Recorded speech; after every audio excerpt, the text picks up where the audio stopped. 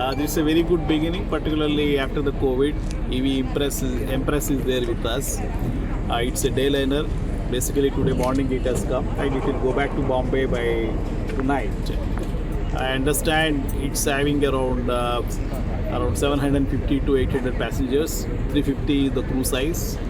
It's occupying a length of 272 meters, and around 400 passengers have disembarked here. They are now into city of Goa, so that will give you fresh business to Goa. And imagine 470 to 500 people means how many bus loads? That many have started already, kick-started, and we expect more number of visits from this domestic cruise liner. And from November you will be getting international cruise liners also. There the capacity will be around 3,000 passengers to start with.